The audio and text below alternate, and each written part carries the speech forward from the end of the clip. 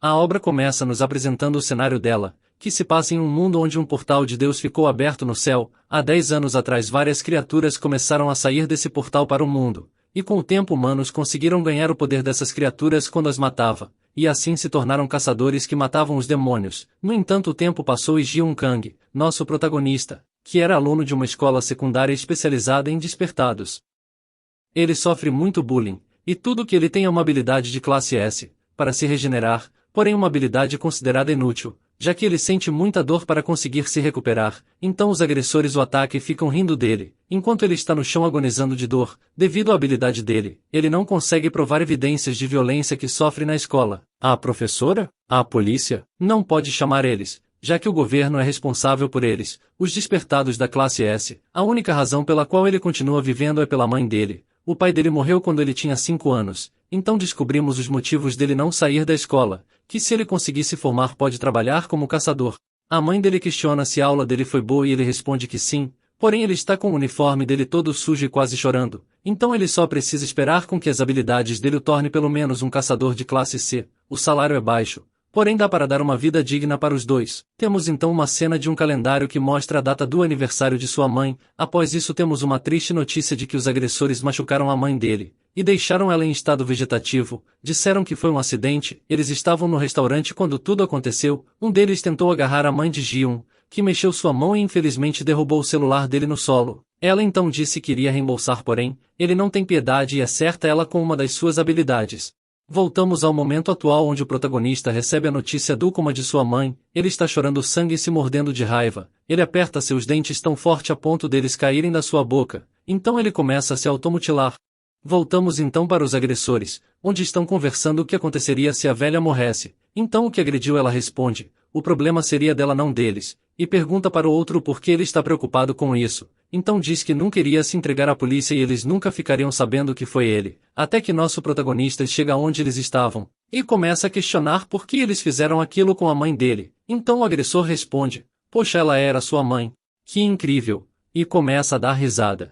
Ji-un tenta correr para cima dele, porém é atingido com uma de suas habilidades no peito. Mesmo assim o Ji-un consegue seguir em frente tirando a estaca de diamante do seu peito e se regenerando, e continua caminhando em direção aos agressores. Então o agressor levanta um monte das suas habilidades, e atira sobre Ji-un, e pergunta para ele por que ele está bravo. Mesmo após ser perfurado diversas vezes o protagonista se levanta, dizendo que vai matar ele, nem que seja a última coisa que ele faça. O agressor então pede para um de seus amigos dar um choque em Ji-un, que assim faz. Ji-un então cai de joelhos no chão. Eles pensam que ele está morto e tentam sair, porém, ele ainda estava vivo. Ele agarra uma das pernas do agressor e fala que eles não iriam sair. O agressor reforça sua mão com sua habilidade e dá vários socos na cabeça de Ji-un. Quando Ji-un está quase destruído no solo, o agressor pede ajuda aos seus amigos, falando que precisam esconder a sujeira. Então, usa uma habilidade e faz uma espécie de um caixão em volta de Ji-un e tranca ele lá dentro. Ji-un começa a ficar irado e a xingar o agressor, socando o caixão de diamante. Ji-un fala para si mesmo que não consegue quebrar aquilo, é impossível. O ar começa a faltar dentro do caixão, e a mente dele fica branca, porém, por conta da habilidade regenerativa, sua consciência continua voltando, mas tem um preço. A dor também vem muito forte para ele. Ji-un agarra um pedaço de diamante que estava no teto do caixão e tenta se matar, mas de novo a habilidade dele não permite isso. Ele não consegue se matar dentro daquele caixão. Ele se sente imponente, sozinho e desamparado, mas mesmo nesse estado, ele lembra da mãe dele que ainda está viva e promete para si mesmo que vai sair dali, de alguma forma, não importa quanto tempo leve, não importa como, ele iria sair dali vivo. Então ele começa a socar inúmeras vezes o caixão. Algum tempo passa, e vemos uma TV fazendo uma entrevista com algumas pessoas. Eram aqueles agressores da classe S. O repórter os questiona sobre um incidente de 5 anos atrás, perguntando se era verdade que eles machucaram uma pessoa. O agressor, chorando e mentindo, responde que era a mãe de seu amigo próximo, e que foi quando eles eram estudantes e ele ainda não sabia controlar suas habilidades. Ele pede desculpas pelo seu amigo e diz que eles não se falaram desde aquele dia. De repente, a porta da sala voa em direção a ele, mas ele consegue defender-se com um pedaço de diamante e pergunta o que era aquilo. Os repórteres começam a correr desesperados, pensando que era um monstro, e então a pessoa que arrancou a porta começa a caminhar em direção aos agressores. Ele para na frente deles e avança em uma velocidade insana. Então, Temos um breve flashback de quando o protagonista ainda estava dentro daquele caixão. Ele se questiona quanto tempo ele estava ali, meses ou anos, e o diamante não estava nem perto de estar arranhado. Descobrimos que a habilidade dele estava mudando. O corpo dele passou a sofrer algumas deformações corporais, devido às repetidas vezes que ele se recuperou. Seu osso começou a ficar exposto graças àquela prisão de diamante, seu corpo se quebrou e se reformulou inúmeras vezes. Toda vez doeu, ele sangrou incontáveis vezes, a pele dele foi dilacerada dezenas de vezes. Tudo o que ele sentiu lá dentro foi dor, tudo se repetia várias e várias vezes, sem descanso. Mesmo assim, ele continuou repetindo aquele ciclo até que finalmente o caixão se abre. Voltamos para o momento da luta, onde ele acerta um soco em cheio no rosto do agressor, que voa para trás. Os outros agressores olham para ele e veem aquela figura insana com parte de seu corpo coberta de ossos. Gil então lembra do que o agressor disse antes de enterrá-lo, olha para a cara de todos os agressores e fala em "eu saí, seus filhos da puta". Logo após o soco, o agressor se levanta e seus amigos começam a ativar suas habilidades. Então, um deles solta um raio sobre o protagonista, que consegue se manter em pé aparentemente sem muitos danos. Ele avança sobre o indivíduo que lançou o raio nele, e com apenas um golpe, consegue decepar a cabeça dele. Os outros amigos ficam vendo a cabeça rolando e o corpo caindo no chão. Gion faz uma cara brava enquanto o outro amigo tenta atacar novamente, fazendo um caixão ao redor dele, mas nada pararia mais o Gion, que dá um soco e quebra o caixão, avançando em seguida sobre um dos agressores, pegando-o pela mandíbula e arrancando-a, seguido pela cabeça. O responsável pelo coma da mãe de Gion tenta pegá-lo desprevenido, ele consegue acertar o golpe na cabeça de Gion. Porém, não tem impacto nenhum. Então o agressor conjura suas lanças de diamante ao redor do prédio em que estão e ataca o protagonista, que é perfurado inúmeras vezes. O Gion cai no chão, mas começa a se levantar lentamente. Gion olha para trás com um olhar sanguinário. O agressor reforça o seu corpo para encarar o protagonista de frente, e a trocação de socos começa entre eles. O agressor acerta o Gion inúmeras vezes, enfiando sua mão dentro da boca dele, que por sua vez é mordida. O protagonista reage com um osso que estava em sua mão, perfurando o peito do agressor, que ainda estava com a mão dentro da boca do protagonista. O agressor começa a chorar, mas consegue apoiar sua mão no chão e conjura um diamante muito grande que perfura a barriga do protagonista. Após empalar o Gion, o agressor tenta correr, mas não adianta. O Gion arremessa um dos pedaços de diamante contra ele. O agressor cai no chão e pede para que o protagonista não se aproxime. Começa a gritar para que não chegue perto, mas o Gion não liga e começa a espancar o agressor, com vários socos na cara. A cena muda e mostra a escada encharcada de sangue, com o protagonista em pé junto ao agressor com vários pedaços de diamante em seu corpo, tentando se levantar. O agressor então pergunta: "Quem é você e por que está fazendo isso?" O Gion olha para ele e tira o osso que estava cobrindo um pedaço do seu rosto. A partir desse momento, o agressor começa a entrar em choque, lembrando quem era aquele ser. O protagonista começa a agredir cada vez mais ele, após perceber que ele tinha morrido. O Gion para. Temos uma breve cena da sala encharcada de sangue, com todos os agressores mortos e a vingança estava completa. Então somos mandados para o hospital onde a mãe de Gion está. Gion estava quase chorando, mas o choro já havia sido liberado. Na sala onde o massacre ocorreu, temos um salto temporal, acompanhando alguns personagens que estão dentro dos portais. Esses soldados estão agradecendo a curandeira. No entanto, tudo era uma mentira.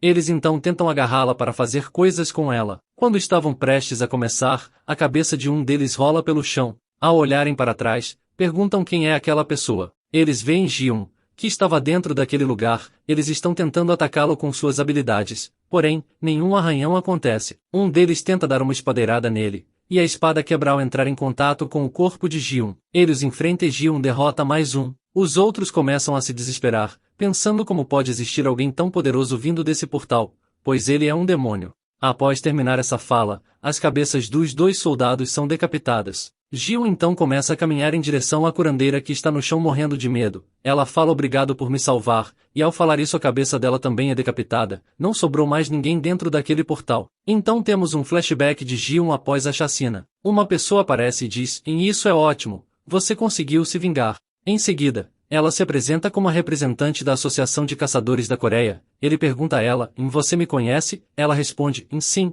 eu estava de olho em você desde o incidente há 5 anos atrás." Gion avança sobre ela em uma velocidade estrondosa e ameaça matar ela, mas ela o interrompe, dizendo que poderia salvar a mãe de Gion. Ele para o seu golpe e pede para ela explicar. Ela conta que enquanto ele estava naquele caixão, quem cuidou da mãe dele foi ela. Então, pede um favor a ele. Ela precisa de um caçador muito forte para lutar contra o Japão, pois está perdendo muitos caçadores por conta deles. Ela explica que há alguns caçadores no mundo que conseguem alcançar um nível de poder comparável a bombas nucleares. A condição é que a luta deve acontecer dentro dos portais, pois lá dentro nada que acontece é divulgado. Se ele concordar em ajudar, ela irá salvar a mãe dele. Ji-un aceita o pedido e concorda em lutar contra o Japão dentro dos portais. Voltamos ao momento onde todos já foram decapitados, e descobrimos que Ji-un se tornaria então um monstro que ficaria dentro dos portais matando todos e qualquer um que não fosse coreano. Na residência do primeiro-ministro japonês havia dois homens discutindo com outro homem sobre o portal dos monstros. O homem mais velho perguntou se existiam monstros fortes dentro do portal e a pessoa que estava com ele respondeu casualmente que não.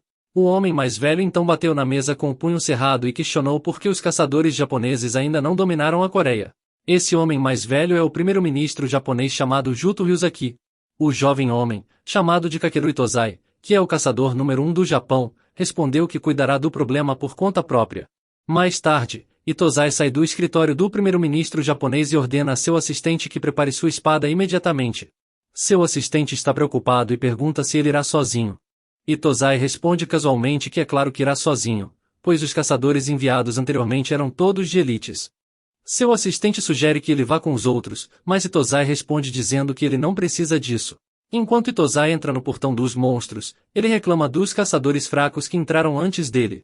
Ele subestima esses caçadores enquanto caminha pelo portão, mas fica surpreso ao encontrar vários corpos de seus companheiros caçadores mortos. Acima desses corpos, está Ji-un. Itozai sorri levemente ao ver que está enfrentando um monstro raro. Ele usa sua espada para atacar Ji-un, mas Ji-un consegue bloquear o ataque com uma arma afiada em sua mão. Ao ver que o monstro diante dele tem habilidades e não é apenas um monstro normal, Itozai fica sério. Ji-un olha fixamente para ele. Itozai soca Ji-un enquanto balança sua espada, dizendo que ele se atreveu a bloquear sua espada. Ele então usa uma habilidade e acerta Ji-un, fazendo deslizar para longe. Ji-un cospe sangue, mas Itozai ainda não está satisfeito. Ele usa outra habilidade, fazendo Ji-un voar e bater no canto. Itozai se aproxima rapidamente de Ji-un, afirmando que o exoesqueleto de Ji-un é resistente. Ele ataca Ji-un mais uma vez com mais uma habilidade, mas dessa vez Ji-un consegue desviar enquanto balança a arma afiada em sua mão. Itozai é rápido demais para reagir e corta o braço de Ji-un antes que ele atinja seu rosto. Ji-un fica chocado com o que aconteceu e Itozai orgulhosamente afirma que sua espada pode cortar até diamantes.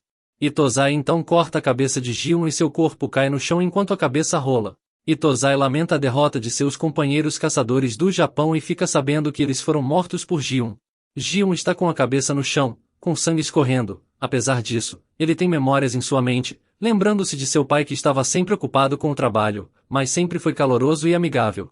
Um dia, quando seu pai voltou do trabalho, Ji-un ficou animado ao vê-lo. Eles estavam na estrada e Ji-un correu imediatamente para seu pai, sem perceber que um caminhão estava vindo. Seu pai correu para salvá-lo e o empurrou para longe, sendo atingido pelo caminhão. O sangue de seu pai espirrou em seu rosto chocado.